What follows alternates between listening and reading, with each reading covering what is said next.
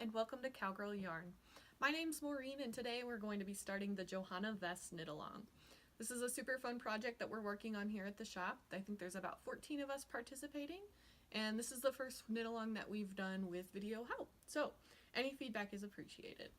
Today we're going to talk about the very first thing you should do for any project, which is swatching. So we're going to get you started on the swatch for the vest, and we're going to talk a little bit about the yarn and how best to approach your swatch.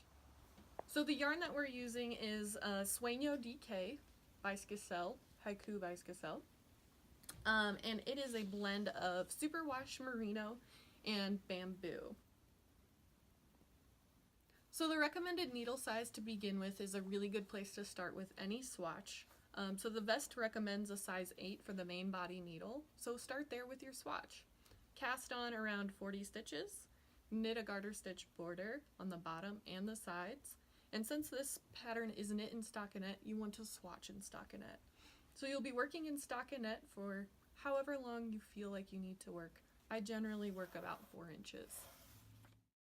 I started with a size 8 and then I knit with a size 7.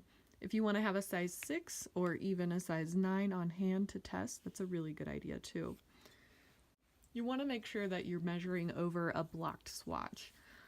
Because blocking changes your gauge drastically. It can help the yarn bloom, it can help it fall into place, it eases any tension issues you might have. So this has been washed and air dried. So what I did to wash it is I soaked it in a basin of warm water with a small amount of wool wash. So now that my swatch is air dry, I've unpinned it so it's no longer under any tension. This is just it resting at a comfortable state. So now I can measure and see how many stitches per inch we're getting in this direction and how many rows per inch we're getting this direction. Our goal is 5 stitches to the inch and 7 rows to the inch.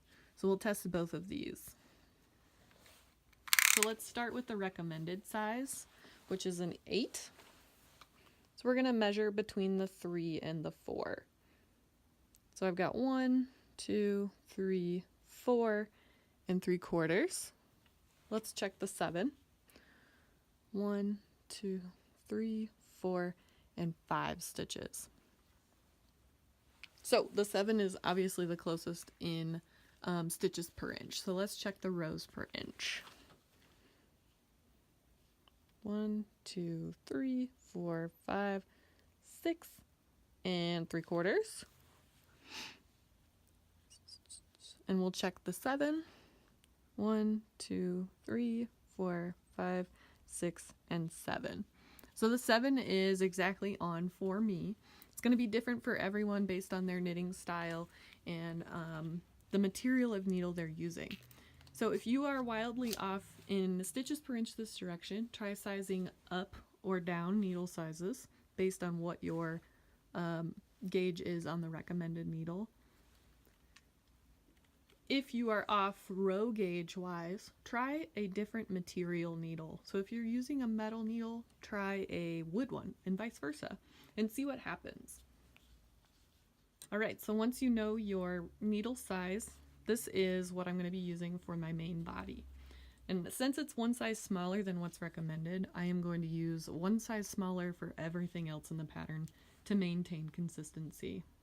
So make a special note of that on your pattern if you end up choosing a different needle size than what it recommends. So now that we've selected our needle size, it's time to choose the size that we are going to knit.